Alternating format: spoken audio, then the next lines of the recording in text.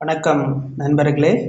நமது மகிழ் தொழில் யூடியூப் சேனலுக்கு தங்களை அன்புடன் வரவேற்கிறேன்.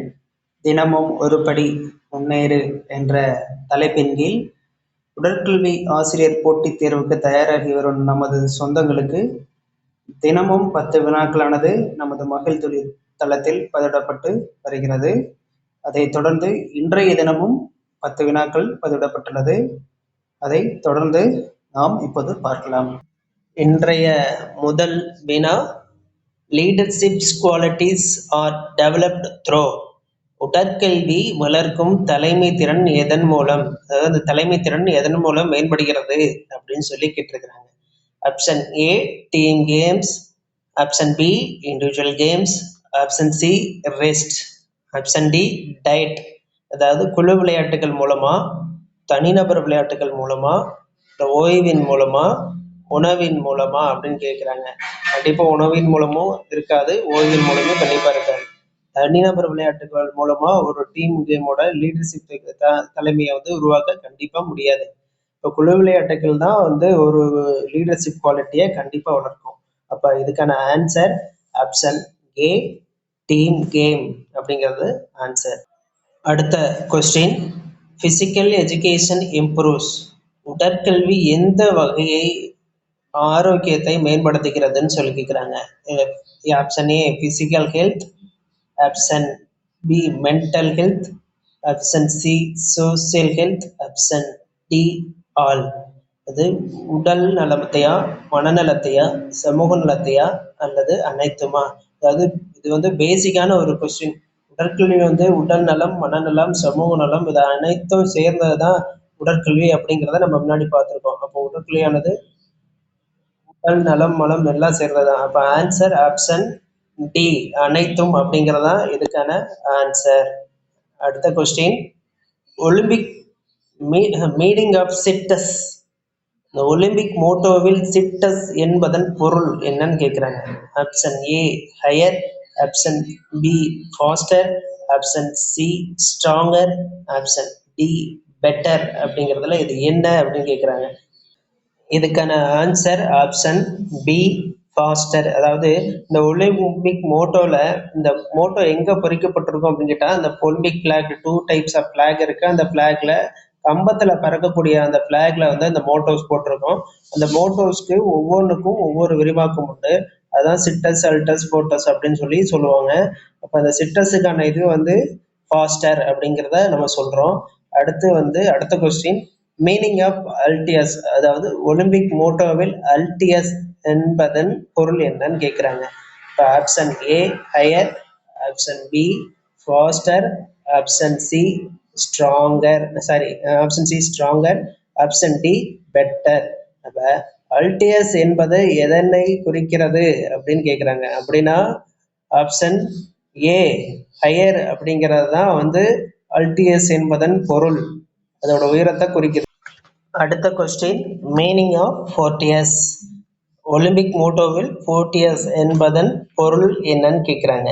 Option A faster, option B higher, option C stronger, option B better.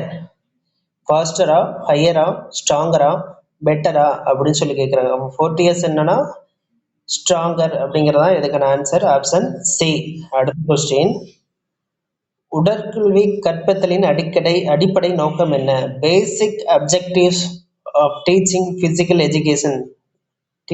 Physical education basic teaching அப்படின்னு என்னன்னு கேட்குறாங்க. நோக்கம் என்ன, எய்ம் என்னன்னு கேட்குறாங்க. First skill development A, option B knowledge development, option C attitude development, option D all. அதாவது திறன் வளர்ச்சியா, அறிவு வளர்ச்சியா, மனப்பான்மை வளர்ச்சியா, அனைத்துமா அப்படின்னு சொல்லி கேட்குறாங்க. முன்னாடி ஒரு கொஸ்டின்ல பார்த்தோம், அதையே ஒரு சேம் பேட்டர்ன் தான் இதை மாற்றி அப்படியே கேட்டிருக்காங்க. உடல் நலன், மனநலம், சமூக நலம் எல்லாமே சேர்ந்தது தான் பிசிக்கல் எஜுகேஷன் சொல்லி பார்த்துருந்தோம். ஸோ இதுவும் அதே தான், பட் கொஸ்டினோட பேட்டர்ன் தான் வேற. இப்போ ஆன்சர் என்ன வரணும் உங்களுக்கே தெரிஞ்சிருக்கும். Option D all. திறன் வளர்ச்சி, அறிவு வளர்ச்சி, மனப்பான்மை வளர்ச்சி இது எல்லாமே சேர்ந்தது தான் பிசிக்கல் எஜுகேஷன். அதான் பிசிக்கல் எஜுகேஷனோட கற்பித்தலின் அடிப்படை நோக்கமும் கூட. அடுத்த question, social quality developed through sports. Cooperation. Option A cooperation, option B selfishness, option C isolation, option D enmity. அப்படின்னு கேட்டிருக்காங்க. அதாவது ஒத்துழைப்பா, சுயநலமா, தனிமையா, பகைமையா அப்படின்னு கேட்டிருக்காங்க. அதாவது சமூக பண்புன்றது என்னன்னு தெரியுது. சமூக பண்புல கண்டிப்பா கொடுத்துருக்க ஆப்ஷன்ல பாத்தீங்கன்னா எனிமி அதெல்லாம் வராது, பகைமை வராது, ஐசோலேஷன் வராது, தனிமை அது வராது. அப்ப இருக்கிறது ஒத்துழைப்பு, சுயநலம். சுயநலம் வந்து சோசியல கண்டிப்பா சுயநலம் இருக்காது. அப்ப என்ன ஆன்சரா இருக்கும்? இப்போ ஒத்துழைப்பு. ஈஸியா நம்ம அதை வந்து ஒன்னு எடுத்தோம்னா நம்ம ஈஸியா கண்டுபிடிச்சிடலாம். இப்ப இதுக்கான ஆன்சர் ஏ கோஆபரேஷன். ஒத்துழைப்பு தான் வந்து விளையாட்டுகள் மூலம் வளர்க்கப்படும் சமூக பண்பு அப்படிங்கறத ஈஸியா தெரிஞ்சுக்கலாம். அடுத்த question, physical education is suitable for. உடற்கல்வி எந்த வயதினருக்கு பொருந்தும் அப்படின்னு சொல்லி கேட்டிருக்காங்க. A children onlya, B adults onlya, C elderly only, option D everyone.